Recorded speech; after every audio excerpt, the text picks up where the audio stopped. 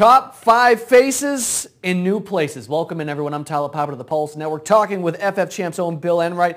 Bill, let's talk about quarterbacks and wide receivers. And, of course, if we're talking quarterbacks, you have to be talking about Peyton Manning, the biggest change almost in the history of the NFL. Yeah, this story has been talked about all offseason. It's almost it's starting to get on that verge of being a little annoying. We all know what Peyton Manning can do if he's healthy. He's a top 3 quarterback for the last 10 years, no question about it. But the real concern is if he'll be healthy, and if he is healthy, what can he do for the Denver Broncos playmakers in that passing game? Eric Decker and Demaryius Thomas combined for about 1,000 yards last year with 76 receptions. If Manning's healthy, each of them can achieve those stats by themselves. So we're looking at Demaryius Thomas, we're looking at Eric Decker becoming 1,000-yard receivers, 6 to 8 touchdowns for each of those guys. And they added Jacob Tamme as the tight end, who you remember filled in for Dallas Clark with the Indianapolis Colts when Clark went down with a season-ending injury in 2010. So he's familiar playing with Peyton Manning. We like what Jacob Tamme can do as a really deep sleeper in terms of your fantasy football drafts upcoming in the summer. Okay, now everybody is obviously not just talking about Peyton with the Broncos, but they're also seeing what the Broncos got rid of. Timmy Tebow. It's Tebow time in New York. He's headed to the Jets. What are your thoughts on him as far as fantasy goes, though?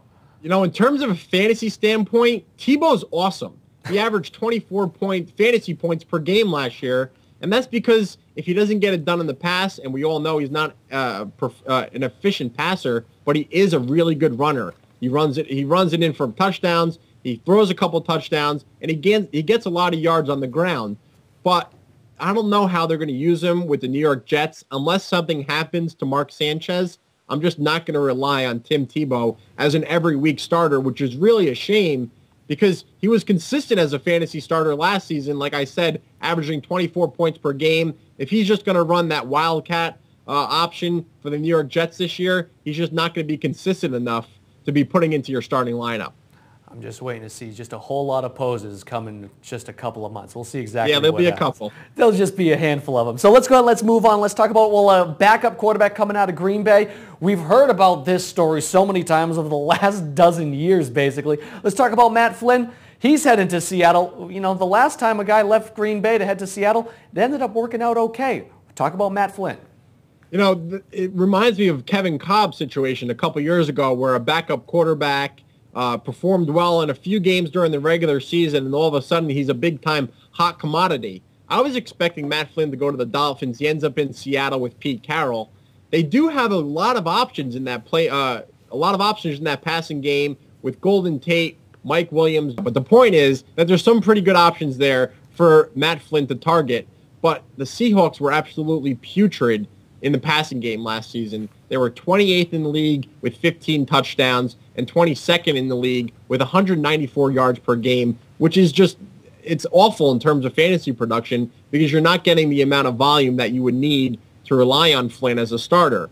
But he did set the single season game record for the Green Bay Packers with 6 touchdowns in one game. He had 1 interception, 480 yards against the Lions last year, and that was his only game with more than 3 passing attempts. So there's not a lot to go off of in terms of what he can really do in a week-to-week basis because he's been backing up Aaron Rodgers for the last few years. But if it's any indication of what we've seen him do in the few games that we have seen, he looks pretty good, and we're not going to suggest that anyone draft him yet, but he could be one of those guys that you end up picking up on the waiver wire. Okay, I was going to say that was going to be my next question. Where do we actually look for him? But waiver wire, I could completely understand that. So let's go ahead and let's move on to a guy that's, kind of been a surprise, really, as far as what happened in the offseason. Let's talk about Brandon Marshall heading to the Bears. I don't think a lot of people saw that coming.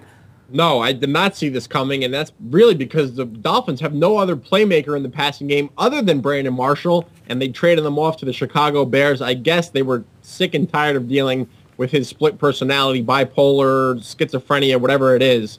But he had an incident in another run-in with the law, and I guess the Dolphins just decided to ship him off to Chicago, where he'll be teaming up with Jay Cutler for the second time in their career. Remember back what they did with the Denver Broncos from 2007 to 2009. Brandon Marshall had 3 straight seasons of 100 receptions, 3 straight seasons of 1,100 yards, and I believe his best TD season was in 29, where he had 10 touchdowns. So we're really excited to see Marshall and Cutler connection back together, but this time they'll just be with the Chicago Bears. I can't wait to see that love affair just flourish in Chicago. It's just a beautiful thing. It really is. Let's move on. Let's talk about Vincent Jackson heading to the Bucs. Obviously, big payday for him. Can he help the Bucs turn around? And also, what should we be looking at as far as, type of production we're going to get out of him? $55 million for 5 seasons. That absolutely is a big-time contract. Now, of course, his contract was a little underhyped because a couple hours later, Calvin Johnson ended up getting that huge contract for hundreds of millions of dollars. But the point is that Vincent Jackson is now the number 1 wide receiver for the Tampa Bay Buccaneers.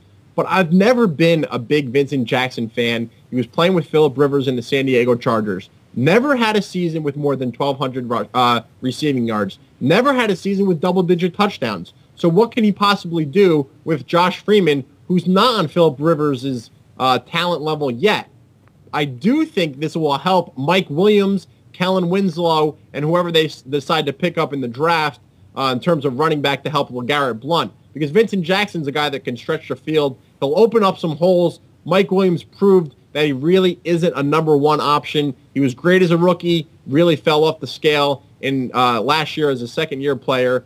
Now, Vincent Jackson, he'll probably get those stats that we're accustomed to him seeing, 1,100 yards, 7 or 8 touchdowns, but he's just not consistent game in and game out. He'll score 3 touchdowns in one game, and then he'll have 3 weeks where he only catches 2 balls for 50 yards. So it's going to be interesting to see what Greg Schiano, the new coach for the Bucs, can draw up to see what Vincent Jackson can maybe exceed the expectations or exceed his status quo from the last couple years. There you have it. Here's Billy Enright of FF Champs. I'm Tyler Poppett of the Pulse Network. This has been the Top 5 Same Faces, New Places.